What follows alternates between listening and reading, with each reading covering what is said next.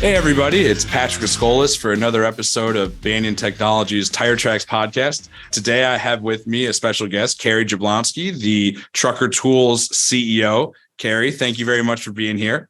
Thank you so much for having me on. I'm very glad to be here. Yeah, I've been working with Trucker Tools for about a year with some of my clients, but before we get into that, what I always like to do is start off with, I'm not special here, but you are, and I want to know who you are, where you came from, and how you got into logistics. Great questions. Well, I think you're special for what it's worth, but it's a different kind of special, but we won't go into that. My name's Kary Jablonski, as you mentioned. I am physically located in Chicago, where I live. Have you been there forever? So like Jordan Bulls fan, or? I have not, unfortunately. I'm enough of a Jordan fan and I root for the Bulls, but originally I'm from Boston. I'm from the East Coast. Okay. And yeah, I've moved around quite a bit since leaving home for college. Lived in DC for a while. Nice. Did a stint down in Mexico City for about a year and a half or so. So your Spanish is okay? Sí. That's all. Yeah. All right. Good. That's all. Don't ask me anymore. No, it was good when I was there, and it's a use it or lose it kind of It's thing. hard when you don't talk it. Yeah. I did some Costa Rica time. Yep. Yeah.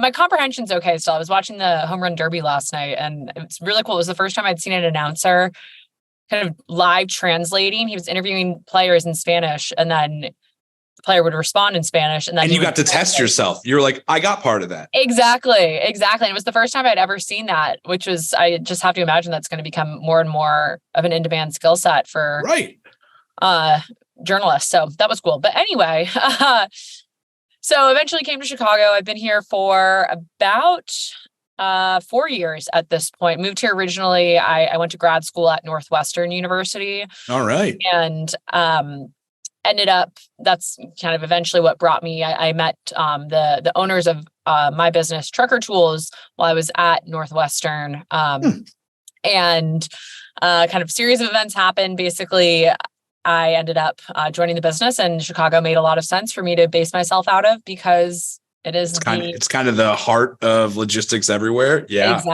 exactly. No, that's awesome. And then, so you said you met the Trucker Tools people that you're working with when you were at Northwestern. Were you with Uber before? Yeah, so I can give you just kind of quick career background. So it was a consultant initially out of college, and realized pretty quickly I wanted to work in a business rather than advising a business. Was really interested in mobility, transportation.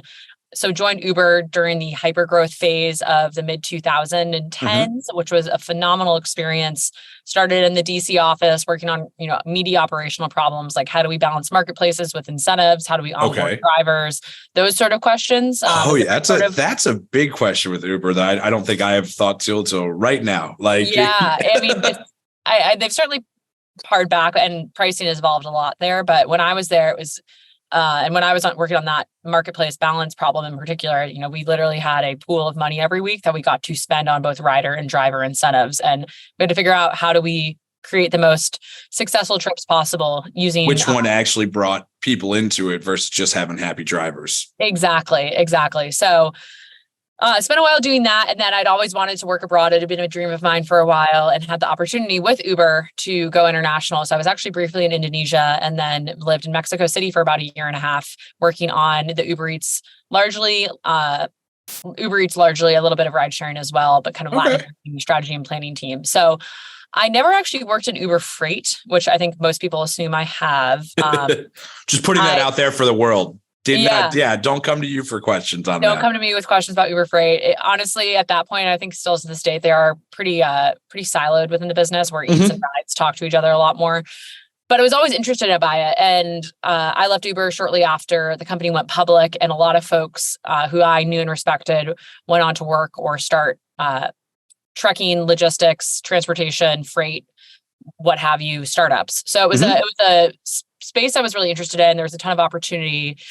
So it was something I was thinking about. Eventually kind of moved back to the US to get my MBA. And while I was in business school, was thinking about how do I want to, make my mark. How do you use this thing that you're spending a lot of money and time getting? Yes, exactly. And I was really interested in general management programs. I knew I wanted to work at a growth stage business, and I wanted to get kind of the biggest opportunity possible put in front of me. And I met the owner of Trucker Tools, Alpine Investors, which is a middle market private equity firm based out in San Francisco. They buy great founder-led, largely bootstrapped businesses. They have a real focus on vertical SaaS, and they just bought this company, Trucker Tools. So went through kind of this, convoluted matching phase, not convoluted, but this matching process with the private equity firm, and through one of the talent programs they run, came to, this realization that this would be a great fit for me to join the Trucker Tools team right at the beginning of the hold period by Alpine Investors. So joined the business and a couple months after acquisition, and have been here ever since. It's been a little over 2 years now. And that's awesome. And it was a matching period, not a gladiatorial debut, No, it was I like to think it was pretty copacetic, but you obviously have to ask my team for the behind the scenes. But hey. Yeah, it's been a fantastic ride so far. No, and that's awesome. And I appreciate you giving some context and just where you came from and how you got here. Now, it's an interesting question, because here I am in logistics and here you are. What made you interested in? Obviously, you had it for the Uber side of it, and then why the jump to kind of this large freight on the truck side? Yeah. So a couple of thoughts. One is just the size of the opportunity. It is Fair massive. Point.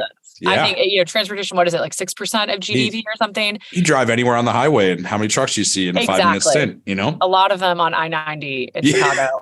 And I'm like, oh, there's a customer.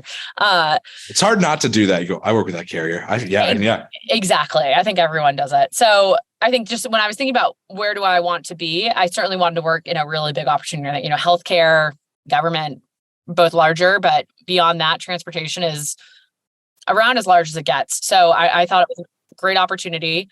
Also a severely kind of digitized, underinvested in from a technology perspective. So and that's something I never knew before getting in, because I came into a technology company first, and one of the first things is calling on people to be like, doesn't everybody have something like this? And it was like eyes open, you peel back, and it's like, no, we're still using Excel spreadsheets or calling somebody once a day. Yeah. Exactly. So the combination of those two things really made me realize there's a massive opportunity here. And then something that really motivated me at Uber was how we thought about drivers driving on the Uber platform was really a way to create earning opportunities for themselves and for their families, and was a gateway for them to achieve the sort of life, or realize opportunities they wouldn't have had without the platform. And that I think about in somewhat of a similar way in trucking and kind of big freight, and that, of course, you have the behemoth large brokerages and some really large carriers. But by and large, this is an industry of tons and tons and tons and thousands of small businesses working to scale and grow. So I really was motivated. And big similarities between and again, you say it and it's like, hits me in the face that it's very similar in that, you've got this app that can really help you manage your business and put it together in a network, but just on a completely different scale of the industry there. And if that can help you, grow your own earning opportunities, your ability to run an effective business, your ability to win business from your partners, that is deeply motivating to me. And that's awesome. And I know that obviously, with Trucker Tools, I've talked up to my clients as we have our partnership. And one of the big ones that makes you guys so viable is that all it takes is a phone, right? Yeah. And that's been huge. And one of the other things that's a big part that always goes into is kind of the fraud prevention, which kind of seems to be a really big piece. I know the one I hear all the time is double brokering. But what is Trucker Tools? Because obviously you, as we talked about onboarding for drivers before, even on the Uber side, what are you doing on the Trucker Tools side to take a part out of the fraud, within the Trucker Tools application? Yeah. So there's really just a number of things that we're doing. If you think about our business, we've got kind of two core products: load tracking for brokerages and digital freight matching for brokerages. And on the carrier side, we've got our mobile app. And on the load tracking side, there's a number of use cases that help prevent fraudulent activity. I think one is just actually knowing where your freight is. It sounds so simple and intuitive, but you would be shocked, and maybe you're not because you talk to brokers all the time, but how many brokerages aren't concerned about tracking all of their freight because shippers don't require it or for whatever reason. actually tracking all of that freight is critical to preventing fraud, because then you can actually understand, what's going wrong when. And that gets into, kind of some of the more tactical features we have on our load tracking product that help prevent fraud. Things like, there's one link for one phone number, meaning if when we start a load track, there's one phone number that is good for. If that load track is attempted to be started by a different phone number, it does not work, because to us, something nefarious is going on. We've got a document scanning tool in the mobile app that is geotagged and timestamped, meaning that a broker can take a picture of this POD, upload it through our platform, rather than just sending a text message or sending something over email. You can actually see on a map where that photo was taken, when it was taken. There's no way to actually doctor that from the carrier side. There's your proof of life with today's newspaper right there. Exactly. Yeah. Exactly. Yeah, exactly. No, and it makes it's interesting that just by putting a light on the tracking piece, which is already something that a lot of customers are going to want, just by having that, you're really making it harder to do those fraudulent activities inherently. Yep. Exactly. So we've got some other tools, custom geofencing. We're going to be able to give you predictive off-route alerts, so that if you have a truck and you've moving a load, you've got geofences built, and it goes outside of one of those, you're going to get an alert like, hey, something, just check in on this. That's really our goal with our tracking product, is to continue to make it more and more of a predictive tool to help you manage exceptions proactively as opposed to retroactively. And then on the digital booking side, we've got a number of tools too. So our digital freight matching marketplace is a little bit different than what you might think of as a traditional load board, in that we are fully integrated with TMSs like Banyan, for example.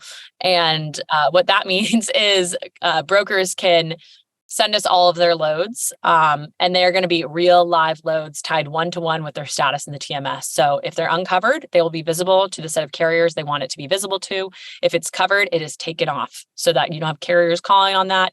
You can't just go on there and post a load.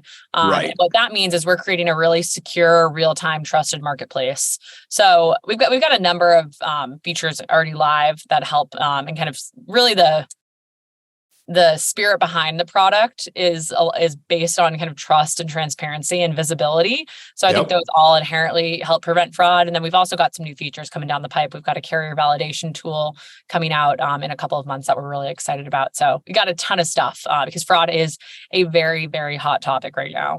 And within that, why is truckload more susceptible to fraud? Why is it such a question there versus parcel or LTL, or maybe it's in those, but the conversation is always generally on the truckload side when it comes up? My take on that is that the barriers to entry in truckload are significantly lower. So it's easier for bad actors to get in. And it is such a large market, and it's such a fragmented market, like we just talked about. Like when you think about LTL, for example, there's 20, 30 carriers of real size in the LTL space. So there's just going to be a lot more, you're not going to be working with a new carrier every single day. Whereas in FTL brokerage, very normal to be working with dozens of new carriers every single day, adding hundreds to your network every single week. And therein lies, just a much larger chance that one of those new actors is actually bad. So that's my take on it. No, and that sounds right to me. And I can, plus, there's probably, when you're doing those deals, you've got that one lump sum cost of the money to be made versus the one shipment, which is always where my thought was. But I a lot of point to just, you're going to be working with a lot more carriers within the truckload space. That makes sense. No. And something we talk about all the time is the real way to prevent fraud is by having great relationships with your carriers. And when you're working with, again, thousands of carriers, it is going to be that much more difficult to develop really strong, trusting relationships with all of them. So I think that that plays in as well. And I always like that as part of Trucker Tools is that, one part, even with the load board, you're trying to make sure you get your load moved at the price you want, but eventually, a truckload guy likes getting your shipments because you pay on time or they do those lanes. And eventually a true business relationship forms from what was almost an anonymous, just, hey, I need this from point A to point B and I don't care. Exactly. So I always like that kind of growth and relationship. I'm an, account manager, and through relationships is how I sell half the time. So it just makes sense. Yeah. And then you were talking about excited about some things coming up. I know you've got this text to track solution. Is that something that's coming up or something you guys have in play right now? Yeah. So we are launching. It is getting officially released this week. We launched it 2 weeks ago at FreightWaves in Cleveland. Actually, it was my first time in Cleveland and I loved it. I was very impressed. Well, Cleveland we've got a lot of palm trees and beaches. Well, it was beautiful. I mean, I live right near Lake Michigan, so I love the Yeah. Great Lakes. So the views of Lake Erie are phenomenal, and it's just I was very impressed by downtown Cleveland for someone who had never been there before. Well, thank you. I've been here most of my life, and yeah, the Great Lakes have the advantage of no jellyfish, and Yes. so that's always a big plus. No, Chicago and Cleveland. It's funny because Chicago is definitely the much bigger brother, but yeah, you get to see some similarities when you get downtown there. Yeah. But yeah, so you guys launched it. What was it a response to? Why did it come about? Tell me a little bit about the process of thinking you needed it and what it's going to be doing once it's here. Definitely. So, or I should say now that it's here. Yeah.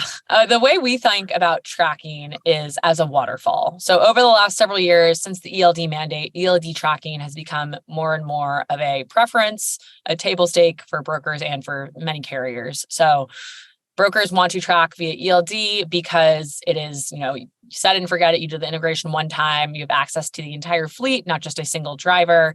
It is often higher fidelity because you're not going to go through a dead spot for an ELD since you're using GPS rather than kind of a mobile cell phone. That said, there are plenty of carriers who don't want to use their ELD to track, who might not, be following the purview of the mandate. There are brokerages that prefer to use mobile tracking for a number of reasons. So mobile tracking, something that we've been involved in for over a decade now, is also a great way to track. So we've really focused on building those ELD networks for brokers to carriers.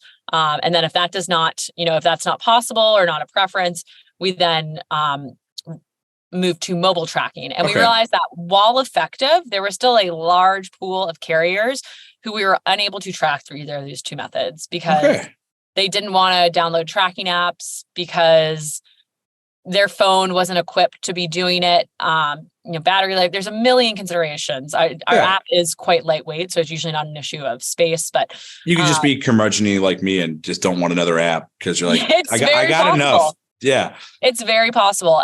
We're really focused on cross-border freight right now. And we're certainly live in Mexico, and we have our Spanish app live in the Mexican app store.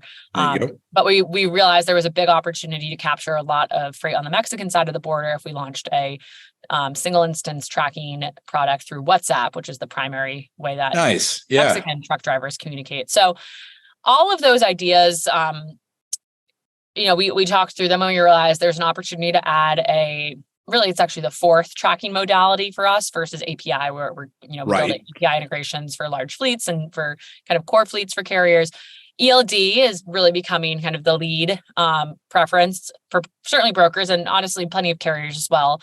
Mobile tracking, which has always been really the core of our business. And then there's an opportunity to catch that tail of carriers or drivers who could not track through any of those methods or did not want to through a text to track option. And it would allow us to build out a really snazzy WhatsApp feature as well. So that's how the product came to life. It was something we heard about from a number of customers. We saw kind of hacks happening in brokerages already. When things weren't working through a mobile tracking solution, there would be texting. So we figured, why don't we make this easy and tie it into our top-notch TMS integrations already to make it totally automated. So that we don't need brokers sending texts manually anymore. It's all automatically run through the platform. I like that, and I especially like A, you're listening to your customer base, and B, which is always a good one. Say like, hey, how'd you do that? That sounds like a cool idea. Tell us more about that. We should integrate that into our actual value add there. So exactly, that's what we do here at Banyan, and it's one of those things that you almost take for granted until you're looking at other products and you're going, well, who would use something like that? And then you're like, no, we already know these people want it. They told us and they said we need an answer to that. So now that's awesome. Excited for you guys on that. And yeah, tracking across the board is the number one thing that anyone's asked about all of the time. And it's nice that Truckload is finally getting some of the visibility in a very dark space that it has been in the past. Yep. And so speaking of kind of like where we're going with things, obviously AI is everywhere, and we're on the software side. Do you see AI having, there's I think green screens is out there, and then there's probably 2 or 3 others that just I don't know their names yet. I like this is a little future side of things. Where do you see stuff like AI coming into the truckload space? Is Trucker Tools starting to work with it at all? Where are you guys at with that? What does your head think of that? Yeah. So something I mentioned earlier was that the truckload space is still early on its curve of digital transformation, digital adoption. So I think Right. ChatGPT, mass adoption, and understanding of what LLMs are, that all happened in the last year, I think has gotten a lot of folks very excited about AI and the ability for it to transform our space, which I do not do everything for us. No. Yeah, exactly. Yeah. We are a long, long, long way, if ever, from that happening. I think it seems like this happens every few years when something launches, like the broker is going away and the broker is still here. So, and I think given the pace of adoption being frankly pretty slow in this space, at least from my experience. And why do you think, and I've asked this to some of my other speakers, why do you think logistics, maybe even truckload itself, why it's so apt to be behind within the technology game, or what about it puts it in that position? One, I think it's a very relationship-driven industry, and relationships can be moats, honestly. So when you're able to have a real relationship with a business or an entity or whatever, they'll be there every day, or that their phone number by heart. Yep. So there's no need to put anything into place. Okay. Exactly. And two, it's so fragmented. There are so many different systems. It is so hard to solve for that fragmentation. So I think AI absolutely will impact. Of course, it's going to impact the industry, and folks are already using it. I think from our perspective at Trucker Tools, the way we're thinking about it is how, like I mentioned, predictive exception management. How can we use, tools that are emerging right now to get more accurate in the way we predict what's happening out in the, on the open road. So when you're thinking about projecting, okay, we know we lost signal at this point. That's because it's likely, there's bad cell phone reception based on what we know about previous loads that have been hauled to the same area. Therefore, what we can project is that signal is going to return at this time, and that means this will be happening. We'll ping from then, and then you can expect an update, 5 minutes from that point. Yeah, like exactly. Hey, not like it's dark. Good luck. You got nothing. Exactly. Okay. And then when I think it comes to broker efficiency, when you think about the ultimate, metric for carrier sales teams or crypto grade brokerages is loads booked per day per rep. So the more that you can use the tools that are out there today to extract important information from, the massive amount of emails that folks get and distill it into really actionable or prioritize how folks should be running through those, that is the way I see AI impacting this space first. And that makes a lot of sense, especially from you're talking about the brokerage on the emails. And I just immediately thought of every time I Google a recipe and it gives you somebody's life story about how grandma used to make something. And you're like, no, I need the 3 sentences at the end. And I can imagine some broker email catching this 10-page and there's some snippet this small that's the only relevant data in there. So that is interesting. And I think that you're probably spot on with how that could be used there. And that's not even where I was thinking about it. So this is why I like talking to smart people. So I appreciate that. And more to not just being a smart person, and within the logistics industry, you're a woman, and within the logistics industry, kind of in the past, been very male dominated. And then I don't want to put a year on it, but growing number of women in logistics. I know I follow literally the women in logistics page, and that's how I learned about logistics as a whole through some of the education pieces they have in there. What's it like for you coming into the industry that's kind of historically male driven, and what kind of impact have women being more involved in the space had on the industry? Big question. I know, right? Yeah. I see it as an opportunity. That is, when you think about my personal motivators, coming into a male dominated industry, I want to make a name for myself. I want that chip on your shoulder. Yeah.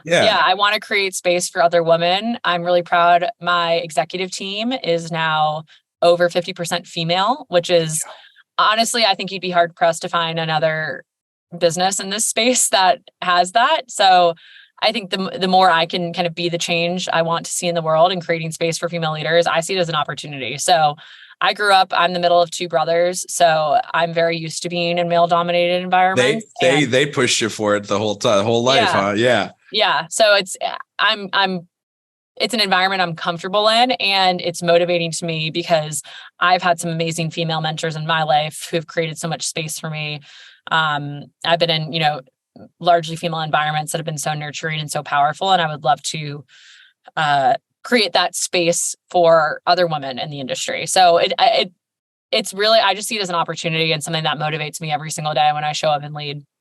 And that's awesome. I I tell my wife and my mother, I know damn well who the superior gender is in my world, and I shut up when they tell me what to do. But no, it's just one of those things that clearly you have a very holistic mindset to what you're doing, not only within the space but with Trucker Tools, but even going from, hey, you wanted to be kind of within this space, even starting with Uber and then where you are now. And that's, as somebody who probably jumped majors a bunch, jumped jobs a bunch, I am kind of blown away by that, making a decision, having a path, and really getting after it, like you seem to have. And just hats off to you for what you've done and where Trucker Tools is now and how big of a name and player they are in the space in a short period of time, truly. Well, thank you. I really appreciate that. And it is a lot easier I forget, someone said this quote more eloquently than I will butcher it, but it's a lot easier to connect the dots and tell the story looking backwards than forwards. So there are so many other paths, life, who knows where, things are going to take us. But I really appreciate that. No, and then I appreciate the time that you've talked with me here, and I've been doing, and just for everybody, I have a platform here. I don't know how loud and how widely listened to or seen it is, but if you have a message either from logistics or personal to anyone listening or hearing, what would that be? Here's your time on the soapbox. I mean, you're a CEO, you kind of have that whenever you want it, but here's it on my soapbox.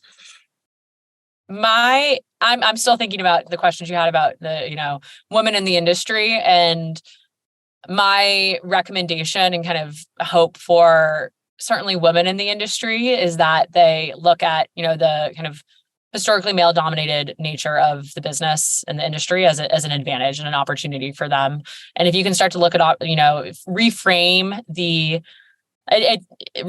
the situation that way. It doesn't mean that it won't be challenging at times. There are things we're going to need to help each other through. But if you can let that serve as a bit of a motivator rather than kind of perpetually, this is something I'm working against, I think that has served me very well.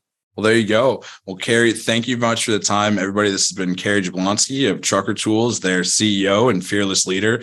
And, she's been telling us, use anything hardship as a fire to get it there. And great things. We're excited about Trucker Tools, excited about everything you guys are doing and what's going out there in the truckload space, especially as Banyan is playing more and more to that as we're coming out of our LTL shell a bit. So, Kary, thank you very much for your time today. It was an absolute pleasure. I learned a lot, and hopefully I didn't keep you from any other important meetings too long. Not at all. This was a pleasure, Patrick. Thank you. Thank you very much. And to all my listeners, make sure to stay tuned for this exciting episode. And if you're watching at this part, then you already have, and keep listening and watching for more and follow the pages. Appreciate it. Thank you. Bye, Kary. Bye.